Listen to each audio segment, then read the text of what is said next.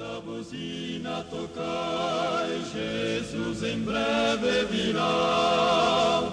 A todo mundo a mensagem levai, Jesus em breve virá. Apresentamos o programa da Voz da Profecia, uma mensagem de fé e esperança que anuncia a volta do Senhor. Breve virá, Jesus em breve. Uma ótima noite, obrigado por vocês estarem mais um dia na semana de mordomia 2016, primeiro Deus. Estou aqui na casa do meu queridíssimo irmão Ideu, um pai que eu tenho na vida que Deus me presenteou, um avô também que Deus me presenteou, um amigo e de certa forma também um confidente, ok? Na nossa vida, nossa caminhada cristã, interessantíssimo que assim, todos nós temos o mesmo tempo no dia, ok? Todos nós temos 24 horas no dia, todo mundo. E de que forma eu estou usando os meus 24 horas? Lembrando que eu prego que eu sou um cristão, eu sou um seguidor de Cristo, ok? Como Cristo manteve o seu tempo aqui na terra, como que ele usou o seu ministério. E agora a gente vai conversar um pouco com o irmão Ideu, por favor, irmão Ideu. O tempo,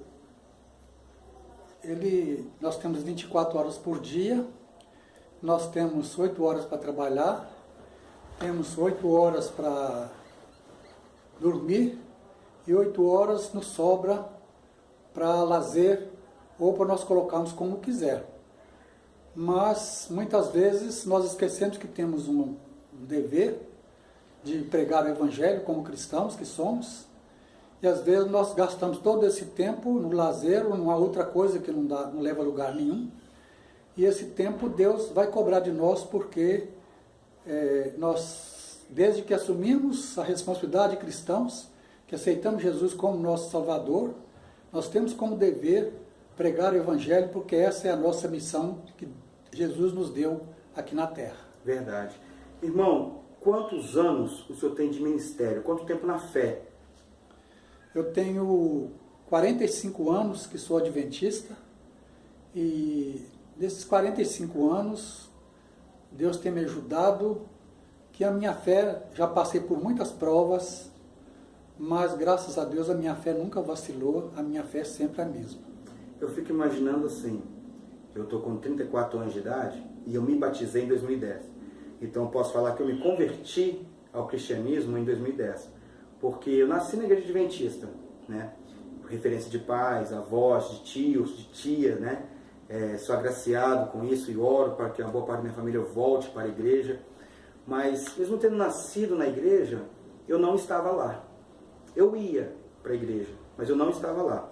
E eu me batizei em 2010, então de 2010 para cá eu posso dizer que eu sou um cristão, que eu vivo mesmo uma vida de cristianismo, ou tento viver. Senhor, eu quero brilhar por ti, quando o mundo se apagar. Falando dos meus 6 anos de fé, já passei por várias situações em que aperto mesmo, você não tem para onde fingir, de repente você não vê uma luz no fim do túnel ali. Mas tem que permanecer firme, tem que perseverar. Potencializando isso, usando o seu tempo como 40 anos, eu imagino tanto de situações que o senhor já deparou. Até porque na maioria, ou quase todo esse tempo, foi um líder, e líder trata com pessoas, e pessoas são falhas. Então me fala, se nesses 40 e tantos anos de ministério, mais de 4 décadas de ministério, o senhor já pensou em desistir alguma vez? Nunca pensei em desistir, porque a minha esperança está na minha salvação. Para isso, eu fui colocado aqui na terra. Então, se eu desistir da minha salvação, todo o meu tempo vivido aqui nesse planeta foi perdido. Por isso, eu nunca tive essa crise de fé e nunca perdi a esperança no galardão de Cristo um dia, que sem merecer, pela misericórdia dele, eu espero alcançar. Irmão, deixa eu te falar, foi fácil ou está sendo fácil? Nunca foi fácil. Ser cristão não é fácil, ainda mais no mundo de hoje. A gente enfrenta muita oposição. Durante todo esse tempo da minha vida, já passei por muitas provas, mesmo dentro da igreja. Achei pessoas que dentro da igreja me negou apoio, mas o apoio maior que eu tive foi de Cristo, e por isso, todo esse tempo, tenho lutado bastante, mas graças a Deus tenho conseguido a vitória. Deixa eu te falar, dessas coisas que não são fáceis, inclui também as nossas finanças. Porque tem mês ou tem dias que a gente realmente, nossos recursos está ali, a conta do chá, como se dizem, ou até menos do que a conta do chá. Nesse tempo grande de evangelho, de quase 50 anos de evangelho, como que é a fidelidade do irmão? Eu, antes de aceitar a Jesus, 2 anos e 7 meses antes de me batizar, eu já era pactuante dizimista.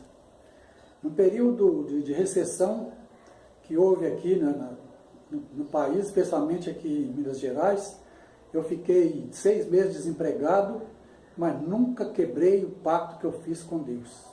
Tenho sido fiel, procurado ser fiel, porque se eu não for fiel, eu não tenho o direito de requisitar de Deus aquilo que eu preciso, porque se eu não sou fiel, como é que eu vou pedir a Deus a fidelidade dele para comigo? Verdade, verdade. Como que eu faço para ser fiel no pouco, meu irmão? Num tempo de recessão, em que você fica 6 meses desempregado, 6 meses desempregado, sendo homem. Eu falo isso não desqualificando as mulheres, mas porque o homem, ele é o sacerdote do lar, ele é o alicerce da família. Como que eu consigo esse milagre? Sempre colocando Deus em primeiro lugar. Se nós colocarmos a Deus em primeiro lugar na nossa vida, as outras coisas irão bem, porque Deus no comando, desde que eu seja fiel, desde que você seja fiel, com certeza você pode reivindicar de Deus essas bênçãos que com certeza elas virão. Amém, amém. Tenho certeza disso, que é o que mais importa. Deixa eu te falar, meu irmão, se eu te falar algumas frases aqui, o Senhor me fala o que vem na sua cabeça, ok? Se eu te falar assim, primeiro Deus, o que isso significa para o Senhor? É que o cristão, ele não pode agir sem Deus. Qualquer coisa que ele for fazer, se ele não colocar Deus na frente, pode dar tudo errado. Então, se eu aceitei Jesus como meu Salvador, tenho Ele como meu espelho, como meu exemplo, e eu tenho que ser fiel, assim como eu não serei igual a Ele, porque Ele é Filho de Deus, mas na minha esfera de ser humano, de cristão humano, eu tenho que procurar o máximo de imitar a Jesus. Se Ele foi fiel, também eu tenho que procurar, dentro dos limites, do que eu puder, eu tenho que ser fiel. Se eu te falar uma palavra assim, Igreja Adventista do 7º dia dos Palmares, o que isso representa na vida do irmão? A Igreja do Palmares representa uma boa parte da minha vida. Eu já tenho 28 anos ali naquela igreja, desde que começou do zero, e ali estou. Muita coisa aconteceu, tivemos muita dificuldade para construir o que tem ali, mas com a graça de Deus pudemos manter até então, mesmo com as dificuldades, e o que eu espero agora é de ver ali um templo erguido para a honra e glória de Deus e para o conforto dos irmãos. O senhor falou um pouco agora do que o senhor espera. Me fala o que o senhor não espera na nossa Igreja dos Palmares.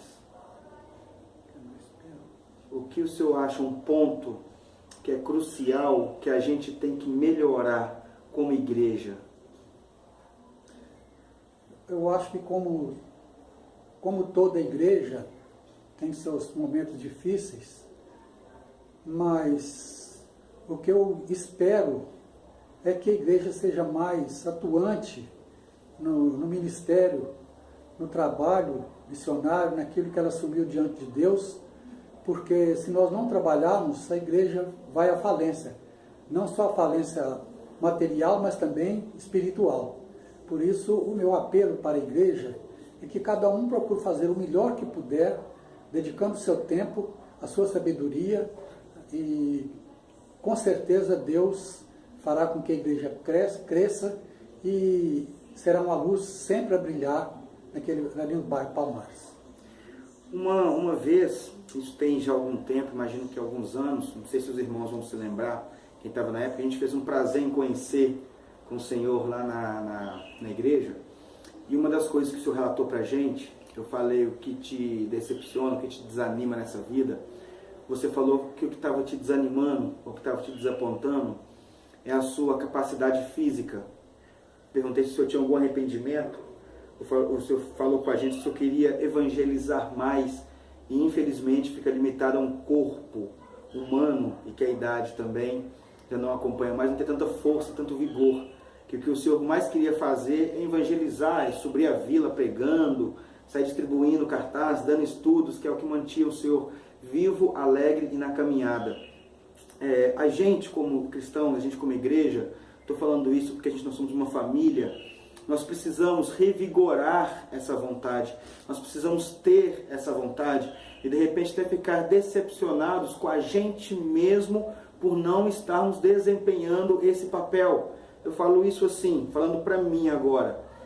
A minha caminhada cristã se resume às horas que eu passo dentro da igreja, dentro desse templo, que os primeiros, o Senhor está entre eles, de repente até o primeiro levantou aquele belo templo, é uma igreja que todo mundo ama de coração, e que meu cunho evangelismo se restringe a eu dar 2 ou 3 estudos bíblicos em um dia da minha semana.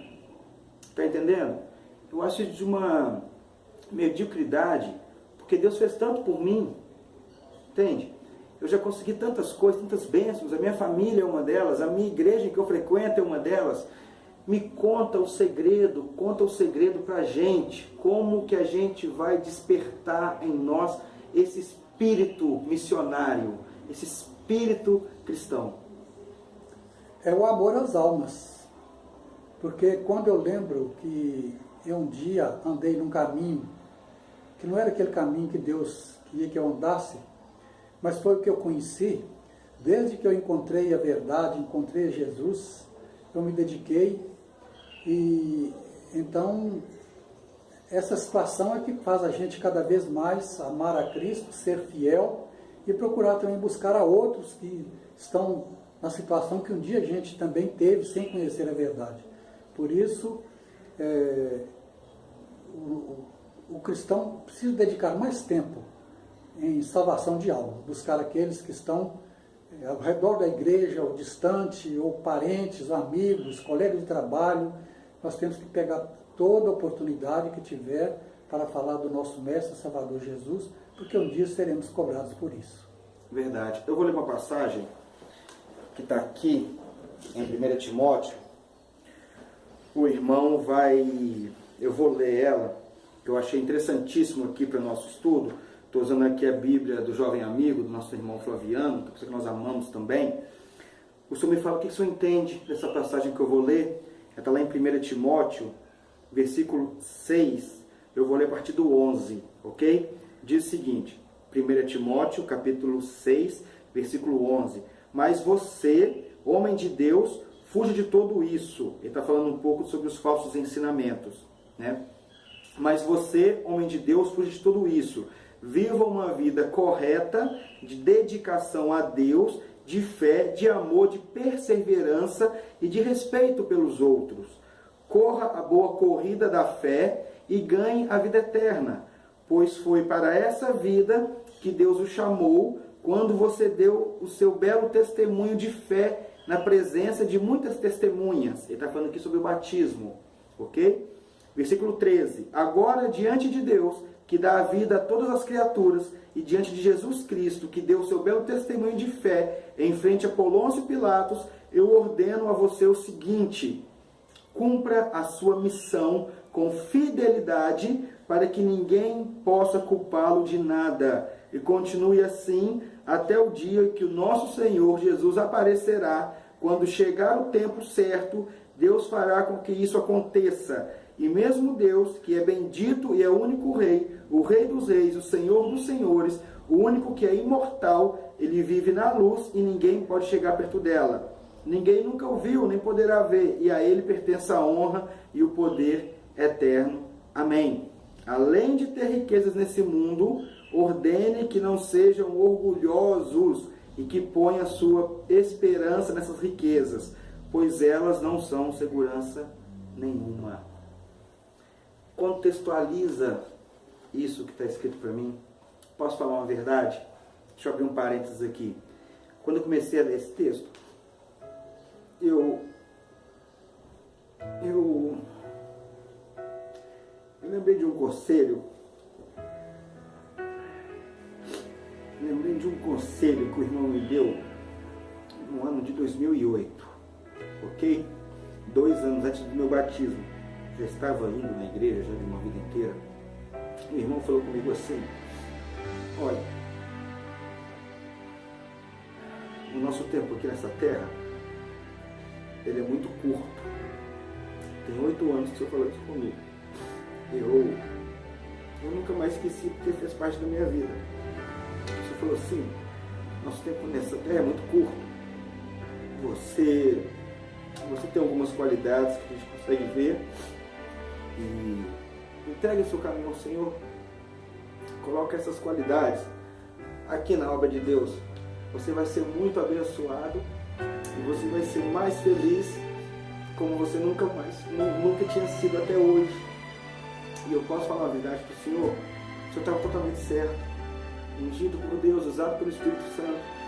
Hoje, com a minha caminhada cristã, eu posso ver que eu sei o que é felicidade. Amém. Eu sei o que é felicidade. Contextualiza para mim esse texto. Olha, o apóstolo Paulo foi um dos homens mais sábios que já pisou na face da terra e que deixou grandes mensagens na palavra de Deus.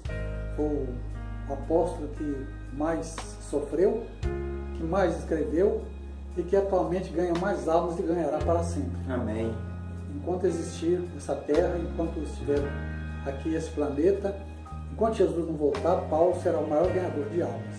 Então, a mensagem que nós acabamos de ouvir pelo nosso irmão Jonatas é a pura verdade, a verdade nua e crua, e é o que temos que fazer, a ser fiel e ser cumpridores do dever, porque assim fazendo, com certeza, nós teremos o nosso galardão. Amém. Os heróis da fé do passado deixaram uma marca para a gente, caminhos a se seguir. A maior parte deles tem conselhos preciosos aqui. Hoje em dia, também existem os heróis da fé, as pessoas com quem a gente tem que se espelhar, as pessoas que não levam para uma luz maior que é Jesus Cristo. E todo o conceito, toda a verdade, toda a fidelidade em sua e na minha vida vai fazer um diferencial para a vida de outras pessoas. Quer ser mais feliz? Louve a Deus. Quer ser uma pessoa melhor? Seja fiel toda a sua vida. Eu não estou falando somente de dízimo das ofertas, não, mas esse fiel no pensamento que você tem. Seja fiel à verdade que você quer ter. Você se diz um cristão? Viva realmente esse cristianismo e dedique o seu tempo à obra. Nós estamos encerrando. Deixa um recado para a nossa queridíssima Igreja dos Palmares. O recado que eu deixo para a igreja, para a minha querida igreja, a igreja que eu amo de coração, é que procura ser fiel o máximo que puder em todo o sentido da vida, especialmente na pregação do Evangelho. A igreja está carente de batismos e isso depende de nós. Temos que lutar. Se nós fizermos a nossa parte, com certeza a parte de Deus ela já é cumprida desde que nós façamos a nossa parte. Então, seja fiel em todos os sentidos da vida e dê o seu testemunho, dê o seu exemplo, porque o testemunho, o exemplo fala mais alto que as nossas próprias palavras. Que Deus abençoe a esta igreja, Igreja de Palmares, igreja da minha vida, igreja do meu coração, para que ela cresça, apareça e permaneça. Amém. É isso que nós desejamos para a Igreja de Palmares. Nossos queridos irmãos, o nosso abraço e o nosso carinho de todo o coração. Amém. Deus abençoe.